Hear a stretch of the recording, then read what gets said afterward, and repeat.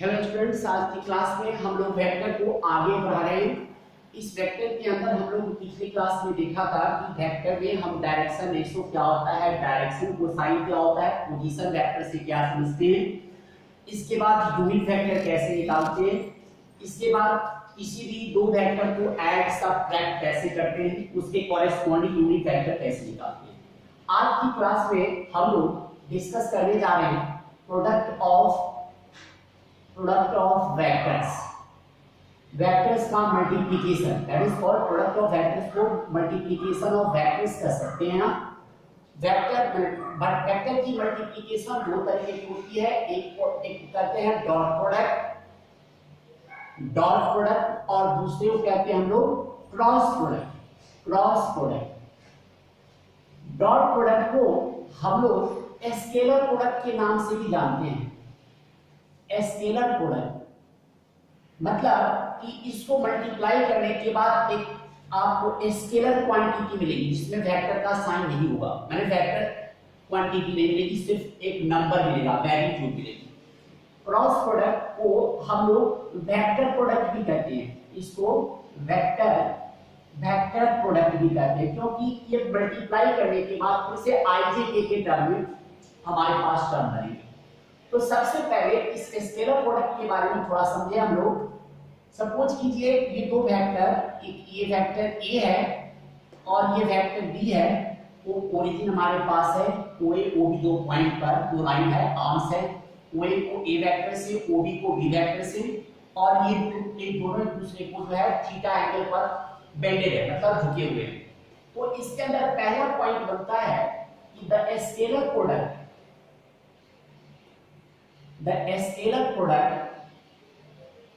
of two vectors is denoted by a vector dot b vector। पहला point, क्योंकि dot से दिखाया जाता है इसलिए इसको डॉट प्रोडक्ट भी कहते हैं। दूसरा पॉइंट है कि a vector dot b vector definition है mod a mod b cos theta. तीसरा पॉइंट हमारे पास है, यहां से आप एंगल निकाल सकते हैं cos theta equal to a dot b upon mod a mod b। जो सेकंड पॉइंट लिया था यहां से cos थीटा की वैल्यू इक्वेशन सिंपलीफाई करके हमने निकाली है। फोर्थ पॉइंट हमारे पास है, क्योंकि यह एक स्केलर क्वांटिटी है तो a डॉट b कहें या b डॉट a कहें, दोनों हमारे पास बात सेम हो। फिर जो है सबसे इंपॉर्टेंट बात है, इसको याद रखेंगे, a डॉट a जो होता है वह मॉड a का होल स्क्वायर का है। बहुत इंपॉर्टेंट पॉइंट है, इसको हम क्वेश्चन में भी यूज करेंगे। 6 पॉइंट देखिए कि i डॉट i या j डॉट j या k डॉट k की वैल्यू 1 होती है। अगला पॉइंट i डॉट j हो, j डॉट k हो या k डॉट i हो तो इसकी वैल्यू 0 होती है हमारे पास। नेक्स्ट पॉइंट देखिए, 8 पॉइंट हमारे पास projection of a vector on b vector equal to a vector dot b vector upon mod b, जिसमें प्रोजेक्शन क्या होता है, a का b पर शैडो जो फॉर्म करेगा, दैट इज कॉल्ड प्रोजेक्शन हम कहते हैं। और इस तरह जो है ये 8 पॉइंट है जिससे हम लोग इस डॉट प्रोडक्ट को सॉल्व कर सकते हैं।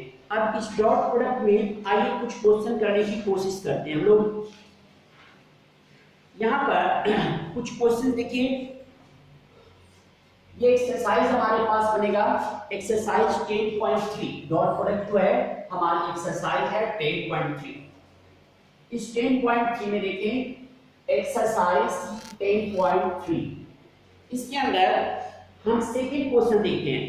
क्वेश्चन नंबर 2 में है कि find the angle between two vectors. Let कर लीजिए, let a vector equal to हमारे पास है i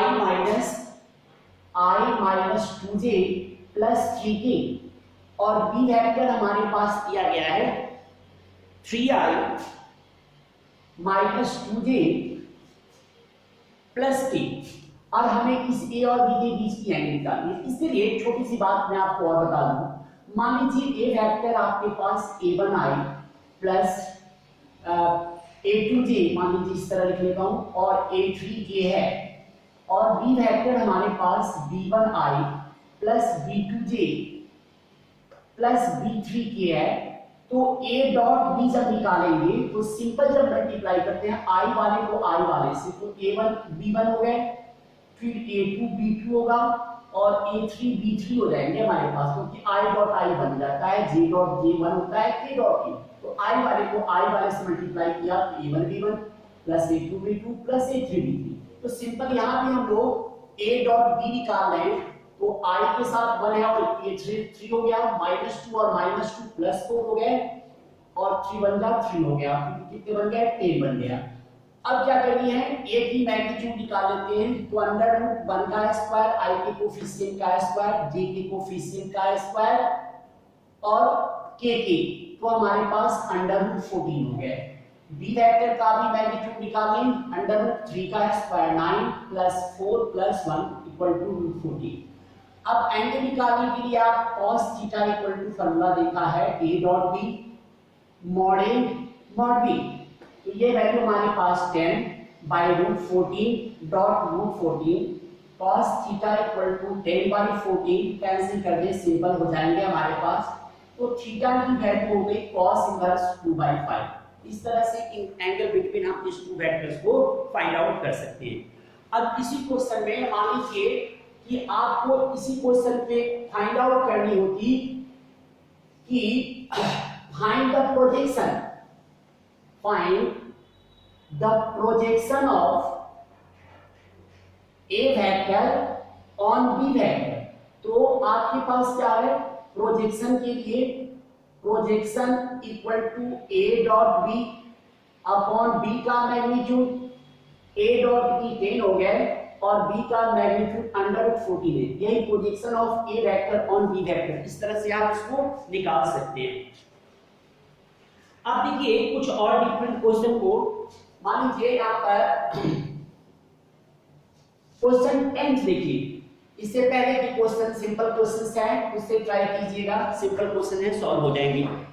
A vector B vector and C vector दी गई है आपके पास। A वेक्टर आपके पास दिया गया है 2i + 2j + 3k, 2i cat + 2j cap + 3k cat. ये जो कैट होता है वो यूनिट वेक्टर को रिप्रेजेंट करता है। B वेक्टर आपके पास दी गई है -i cap + 2j cap + k cap और C वेक्टर आपके पास दिया गया है, क्वेश्चन में सारे वैल्यूज दी गई है 3i कैट + j कैट। अब इस क्वेश्चन में आगे देखिए क्या दिया गया है, given vector such that A + λb is perpendicular to C। A + λb, A + λb। आप क्या करें, A वेक्टर लिख लेते हैं 2i + 2j cap + 3k cap. Lambda से B वाले को मल्टीप्लाई कर दे तो -λi + 2 λj + λk। I वाले को I वाले के साथ ऐड करके सिंपल एडिशन होती है, तो 2 - λ I कैप 2 + 2 λ j कैप और 3 + λ k कैप। ये आपके पास A vector plus lambda B vector की वैल्यू होगी। और A + लैम्डा B क्या है हमारे पास, यहाँ पर इस परपेंडिकुलर टू C वेक्टर। तो A vector plus lambda B vector dot C vector equal to 0 since perpendicular.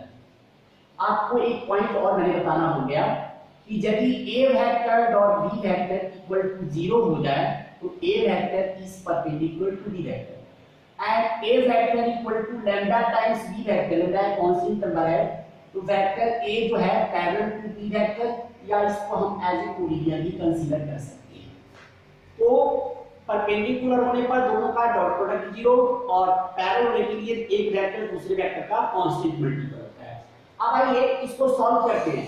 A + lambda B dot C, तो इसमें A + लैम्डा B में I का कोफिशिएंट 2 - लैम्डा और C के लिए 3 है हमारे पास, डॉट C हो गया प्लस, और J का कोफिशिएंट 2 + 2 लैम्डा और J का कोफिशिएंट यहाँ पर 1 है ए का है नहीं, छोड़ दीजिए आप। अब सिंप्लीफाई कर दें आप, तो यहां से 6 minus 3 lambda plus 2 lambda equal to 0, 8 minus lambda equal to 0, और यहां से लैम्डा की वैल्यू हमारे पास 8 होगी।